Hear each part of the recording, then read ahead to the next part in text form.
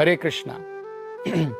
आप सभी भक्तों का आज की कृष्ण कथा में हार्दिक अभिनंदन है। कल की कथा में हमने देखा किस प्रकार से लगभग 1 साल के पश्चात महान आचार्य, महान ऋषि गर्ग मुनि ने बड़े ही गुप्त रूप से कृष्ण और बलराम का नामकरण किया। अब भगवान 1 साल के हो चुके हैं और बलराम जी भी 1 साल से ऊपर हो चुके हैं, तो उन्होंने घुटनों के बल पर, कोहनी के बल पर चलना शुरू किया। उस समय में बताया जाता है, भागवत में कहा है, भगवान की इन बाल लीलाओं के द्वारा जब भगवान घुटनों पर चलते थे, उन्होंने पूरे व्रज को आनंद के सागर में डुबो दिया। इस विषय में एक ब्राह्मण उपासना करते हुए कहते हैं,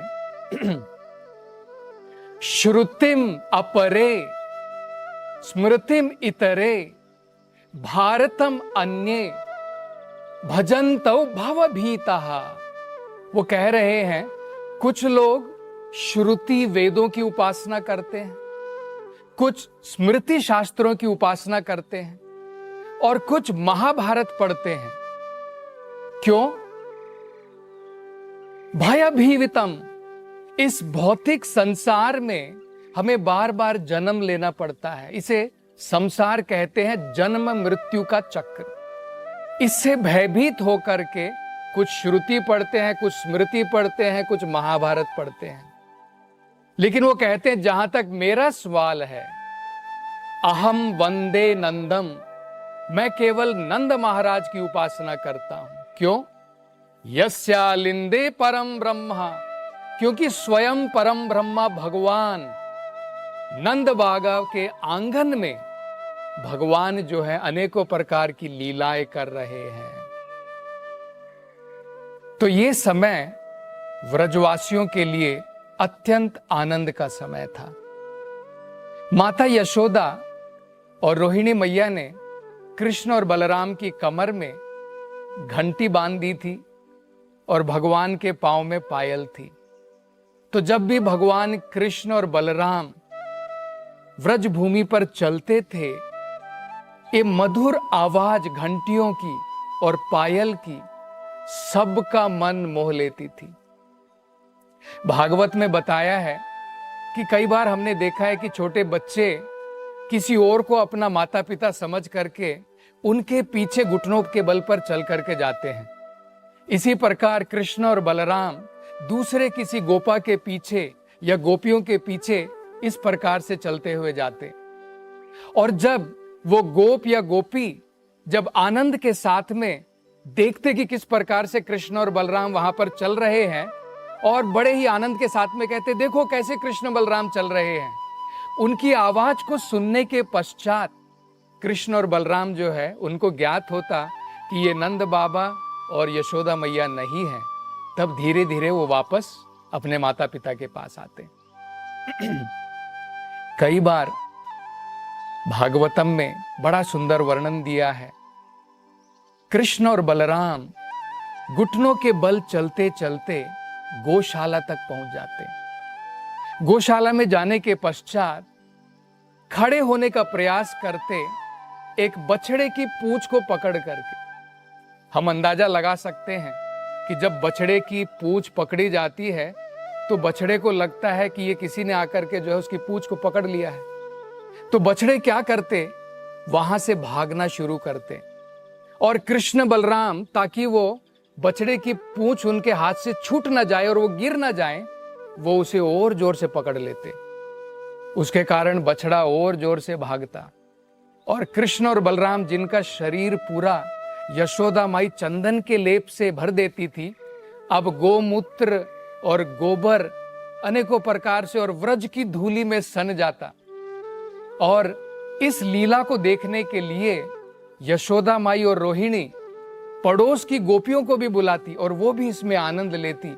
और इसका आनंद जो है भरपूर पूरे व्रजवासियों को मिला। इस प्रकार से जब समय बीतता गया, भगवान कृष्ण और बलराम अब उन्होंने जो है चलना शुरू किया। और अब हम देख सकते हैं भगवान की अनोखी अनूठी लीलाएं हैं, जिसमें से सबसे अनूठी लीला भगवान की माखन चोर की लीला है। तो इन लीलाओं के द्वारा भगवान ने व्रजवासियों को आनंद में डुबो दिया।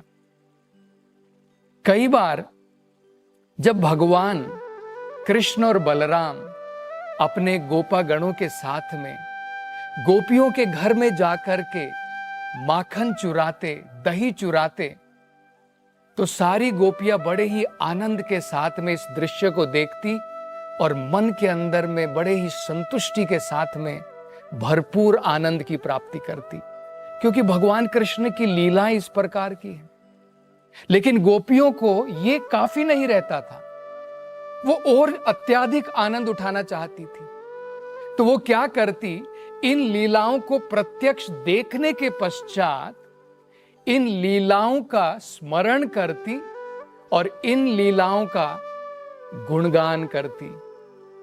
उन्होंने गुणगान का तरीका भी ढूंढा। वो माता यशोदा के पास में जाकर के कृष्ण और बलराम की शिकायत करती, क्योंकि उसके द्वारा उन्हें एक प्रकार का अवसर प्रदान होता भगवान की कृष्ण की लीलाओं का शिकायत के रूप में जब यशोदा माई से कहती तो उसका दोबारा स्मरण कर सकती।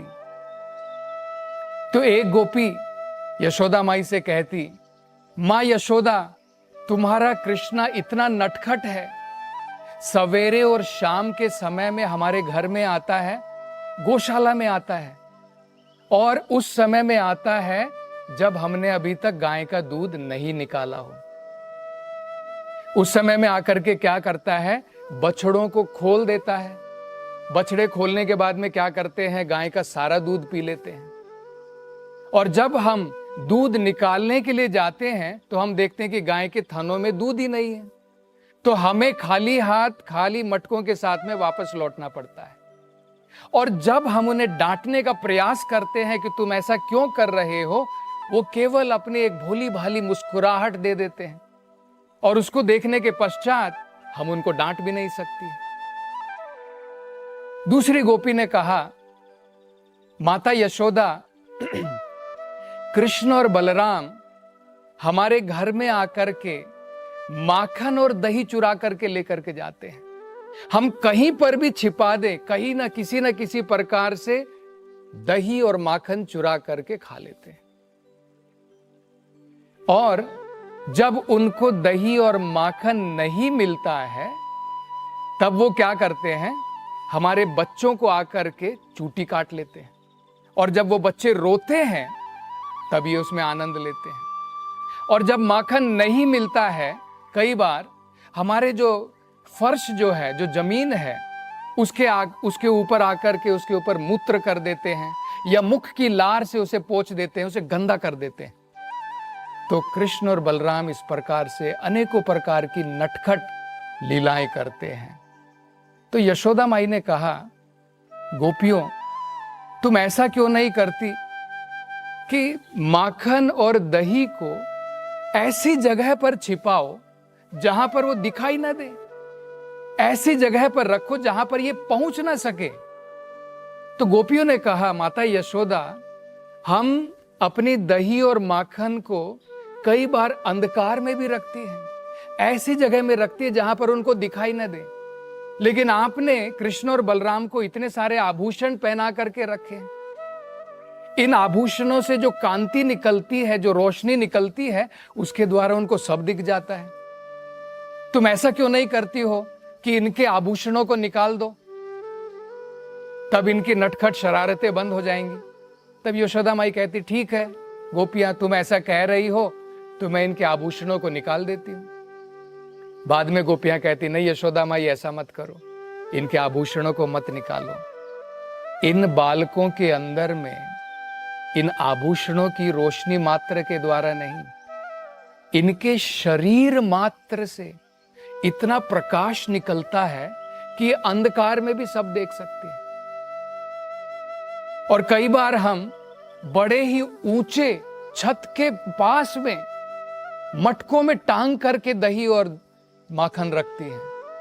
लेकिन ये इतने नटखट हैं कि किसी न किसी प्रकार से लकड़ियों के पाट लेकर के आते हैं, एक के ऊपर एक जोड़ देते हैं और एक बच्चा दूसरे बच्चे के ऊपर कंधे के ऊपर चढ़ करके किसी न किसी प्रकार तक माखन के उस मटके तक पहुंच जाते हैं और बाद में उसमें से माखन निकाल करके खाते हैं। और जब अगर उसमें पहुंच नहीं पाते हैं तो क्या करते हैं, लकड़ी लेकर के उसमें छेद कर देते हैं और जब उसमें से दही और माखन निकलता है उसका स्वादन करते हैं। और जब कई बार हम उन्हें पकड़ लेते हैं ये शरारत करते हुए और उन्हें डांटते हैं, तो कृष्ण और बलराम उल्टा हमें डांटते हैं। वो कहते, गोपियों क्या तुम सोचती हो कि हमारे घर के अंदर में माखन की कमी है? हमारे घर में प्रथम श्रेणी का माखन है, ये तुम्हारा जो है तीसरी श्रेणी का माखन, इसमें हमें खाने की कोई दिलचस्पी नहीं है, इसमें कोई रुचि नहीं है। कई बार ये माखन जो है बंदरों को भी खिलाते हैं और जब बंदर खा करके जब उनका पेट बिल्कुल भर जाता है और बाद में वो माखन नहीं खाते हैं, तब हमें चिढ़ाते हुए कृष्ण बलराम कहते हैं, देखो तुम्हारा माखन कैसा है, इतना बेकार है, बंदर भी नहीं खाएगा। तो इस प्रकार से यशोदा माई से इन गोपियों ने अनेकों प्रकार की शिकायतें की। तो यशोदा माई कृष्ण और बलराम को क्रोध के द्वारा डांटना चाहती थी। तो जब यशोदा माई क्रोधित होना चाहती थी और उन्होंने कृष्ण और बलराम की भोली सूरत को देखा, उसको देखने के पश्चात मां यशोदा बिल्कुल उनको डांट न सकी। तो इस प्रकार की भगवान की बड़ी अनूठी लीलाएं थी। इस घटना के उपरांत कृष्ण और बलराम के जो गोपगण थे, उन्होंने देखा कि माता यशोदा ने गोपियों के शिकायत करने के बावजूद भी कृष्ण को कोई डांट नहीं लगाई। तो बलराम ने मिलकर के गोपागणों के साथ में मिलकर के और एक नई शिकायत खोज निकाली। वो चाहते थे कि यशोदा माई क्रोध में आकर के कृष्ण को डांट लगाए। तो सभी ग्वाल बाले मिलकर के बलराम जी के साथ में आए और यशोदा माई से शिकायत की। उन्होंने कहा, मां यशोदा, आज कृष्ण ने मट्टी खाई है, आप उसके मुंह को खोल करके देखो। तो यशोदा माई कृष्ण के लिए बड़ी चिंतित थी। जैसे मां जो है अपने बच्चों की सेहत के लिए बड़ी चिंतित रहती है। तो कृष्ण का हाथ पकड़ करके यशोदा माई उससे पूछती हैं, सारे गोपागण तुम्हारे कह रहे हैं, सारे दोस्त कह रहे हैं कि तुमने मट्टी खाई है। तो कृष्ण ने कहा, मां, ये सारे के सारे गोपागण झूठ बोल रहे हैं, ये चाहते हैं तुम क्रोध में आकर के मुझे डांट लगाओ। तो यशोदा मां ने कहा कि बेटा ठीक है, सारे गोपागण झूठ बोल रहे हैं, लेकिन बलदाऊ भी तो यही कह रहा है, तुम्हारा बड़ा भाई भी यही कह रहा है। तो कृष्ण ने जवाब दिया, मां, आज सवेरे कृष्ण, मैं और बलराम और सारे गोपगण मिल करके खेल रहे थे।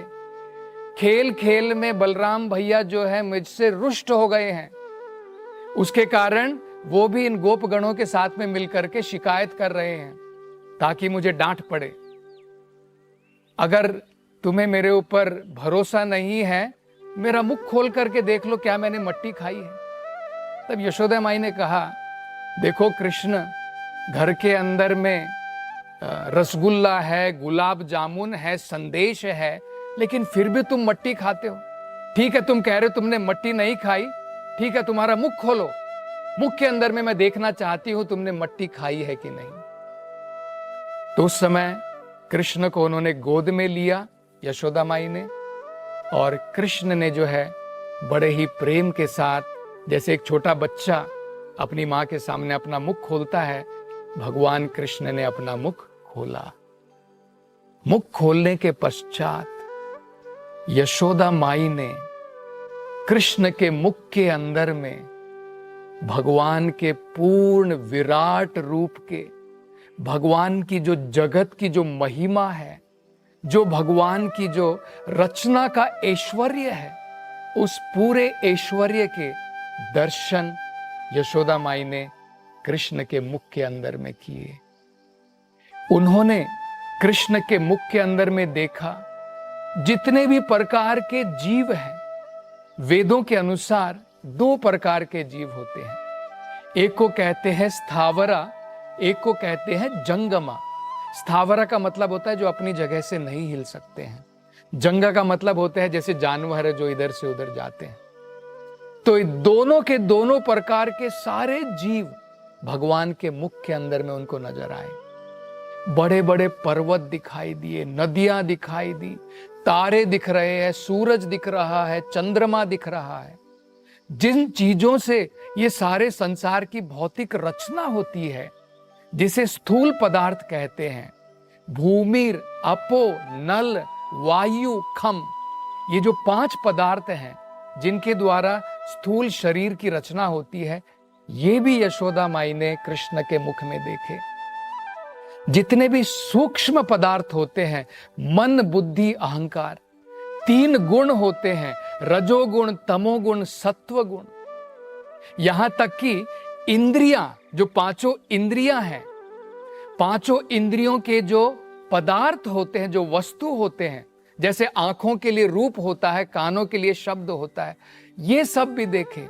इनके साथ साथ में सारे देवतागण जो इन इंद्रियों को नियंत्रण करते हैं, उनको भी देखा।